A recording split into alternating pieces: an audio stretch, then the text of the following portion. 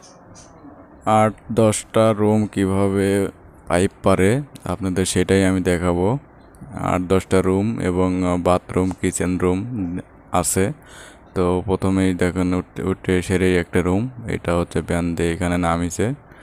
এটা এখানে লাইট নামবে। এখানে দেখেন বড় একটা ডাইনিং রুম, এখানে এই পাশে আছে লাইটেরই।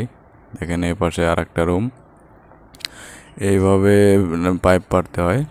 দেখেন এই পাশে আর একটা রুম, বিশাল বিশাল রুম এইখানে নামাইছে। এখান থেকে বক্সে বড় বক্সের থেকে এটা থেকে আছে, এই বক্সের থেকে 3 জায়গায় নামিছে। এইখান দিয়ে মেইন পাওয়ার উঠবে, সেই জন্য এইটা দেওয়া, পাইপটা দেওয়া। তো এইখানে হচ্ছে দেখেন বেলকনি, এখানে হচ্ছে বেলকনি একটা নিচে একটা ছাদ হবে, সেই জন্য ওখানে পাইপ দেওয়া হয়নি। তো এটা হচ্ছে সিঁড়ি। আর ওই পাশে দেখেন আরও রুম আছে অনেকগুলো। এটা হচ্ছে 2 তলা, আর হচ্ছে 3 তলার ছাদ। এটা মানে 2 তলার 3 তলার হচ্ছে ফ্লোর। এটা হচ্ছে 3 তলার ফ্লোর আর হচ্ছে 2 তলার ছাদ এটা। তো নিচতলায় হচ্ছে আমরা পাইপ পারছি। তো এই দেখেন ভালোভাবে দেখেন কত সুন্দরভাবে আমরা কাজ করছি। এটা হচ্ছে রুম, এটা হচ্ছে এর মধ্যে দেখছেন, এটা হচ্ছে আর একটা বড় রুম বিশাল। তো এটা আর একটা দেখার বিষয় আছে, আপনারা দেখবেন যে পাইপ পারে ওরা ঠিক হলে পারে নাকি। যার যার কাজ আছে শেষে একটু মনোযোগ দিয়ে দেখবেন আসলে কোনো জায়গায় টুটি আছে নাকি। যদি টুটি থাকে, যেহেতু ওই ছাদেই হচ্ছে মূল পাইপ পারার কারখানা, মানে এটাই হচ্ছে মূল জিনিস। এটা হচ্ছে সকেট, দেখেন কিভাবে মুখে এখানে পাইপ কাটা ওইখানে জোড়া দেওয়া হয়েছে। তো ওটার নাম হচ্ছে সকেট, কালো যেটা দেখতে পারলেন। তো এইভাবে দেখবেন যে কোনো জায়গায় কোনো ত্রুটি আছে নাকি। আর এই যেগুলো যে টাই আছে এইগুলো হচ্ছে প্লাস্টিকের হয়। এইগুলো সাধারণত আপনার উপরের দিক দিয়ে দেয়, যেহেতু ঢালাই হয়, ঢালাইয়ের উপরে ছাদের উপরে বাইরে হয়ে থাকার সম্ভাবনা থাকে, তখন আপনার ছাদ দিয়ে পানি চড়াবে। আর এইভাবে যদি আপনারা পারেন নিচ দিক যদি দেয়, নিচ দিক যদি একটু ঢালু রাখে ওই টাইয়ের, তাহলে কোনো সম্ভাবনা থাকে না মিডিলে পড়ে থাকে। কিংবা টাই কেটে দেওয়ার, যদি কেটে দেয় তাহলে আরও ভালো হয়। তো যদি না কাটে তাহলে মিডিয়ামভাবে নিচ দিক রেখে দিবে। এটা এই যে এখান থেকে নিচে নামছে ব্যান হয়, এটা হচ্ছে বক্স। ওইটা এইখানেই বক্স যেগুলো দেখতেছেন এইগুলোই হচ্ছে ফ্যান বসবে, ফ্যান চারবাতি যা বলেন এইগুলো বসবে। আর এটা হচ্ছে 3 মুখ, এইখানে হচ্ছে 3 দিকে চলে যাবে। এইখানে বাথরুম কিচেন আছে, এই জন্য এইখানে এইভাবে দেওয়া। 2টা বাথরুম আছে।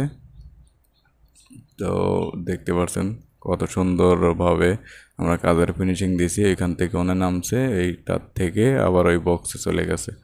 এই দেখতে পাচ্ছেন এই যে বক্স।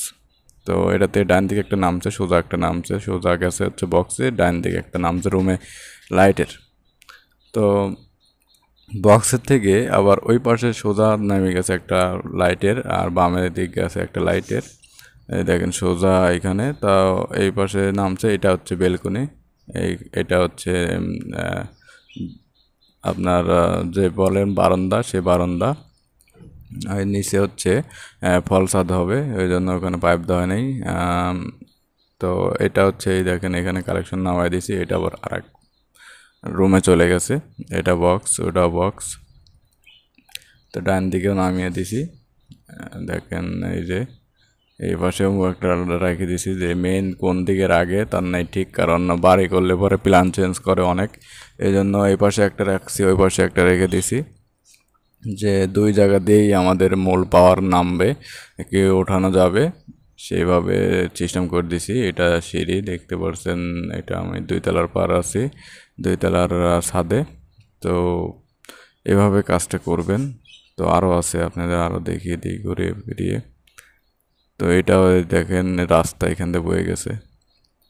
তো এটা হচ্ছে আর একটা রুম, এই দেখতে পাচ্ছেন। এটা হচ্ছে পুরো বিল্ডিংয়ের একটা দেখাই, পুরো ছাদ বিশাল বড়, বিশাল বড় ছাদ। দেখেন এটা যেটার পর দাঁড়িয়ে আছে এটা হচ্ছে একটা বেলকনি। তো এইটা হচ্ছে রুম, এই দেখেন সামনে দেখতে পাচ্ছেন। দেখেন কত বড়, কত সুন্দর লাগতেছে। কাজের এত সুন্দর ফিনিশিং দেখতে মনে যাচ্ছে। তো যারা ভালোভাবে কাজ করাবেন আমাদের সাথে যোগাযোগ করাতে পারেন। যোগাযোগ করলে যেগুলো সমস্যা পরামর্শ দেওয়ার দরকার আমরা দিয়ে দেবো। যদি আমাদের কাজ নাও দেন সমস্যা নাই, স্ক্রিনে দেওয়া নাম্বার নাও থাকে, ডেসক্রিপশনে বক্সে নাম্বার দেওয়া থাকে, ওখানে ইলেকট্রিক দেখেন ওখানে লেখা আছে ইলেকট্রিক মাসুম মোবাইল নাম্বার। আর আরেকটা আছে হচ্ছে নাম্বার যেটা, সেটা হচ্ছে আলাউদ্দিন হার্ডওয়্যার অ্যান্ড ইলেকট্রিক, তার হচ্ছে সে দোকানদারের নাম্বার আছে ভালো। দেখেন টাইগুলো কত সুন্দর ফিনিশিং দিয়ে দিছি। দেখেন এই দেখেন নিস্তিক নামানো দেখছেন, নিস্তিক নামিয়ে দিবেন। এইভাবে নামিয়ে দিতে বলবেন, তাহলে কোনো ঢালাই বাজবে না। এটা ছোটো সার্কুলার বক্স। দেখেন পাইপের 3 পাশে মানে 3টা পাইপের একদম মাথায় মাথায় বেঁধে দিতে হবে। এগুলো খেয়াল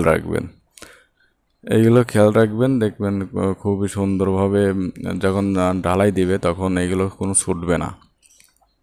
অনেক মানুষ বলে যে ঢালাই দেওয়ার সময় পাইপ এখান থেকে ছুটে যায়, খুলে যায়। খুলবে কেন ভাই? ভালোভাবে কাজ করলে খুলবে কেন? খোলার কোনো চান্সই নাই, সে পরিবেশই নাই আমাদের এখানে। তাও হঠাৎ দুর্ঘটনা বলা যায় না, যদি টাইডার লুজ হয় রোদে হিটে যদি।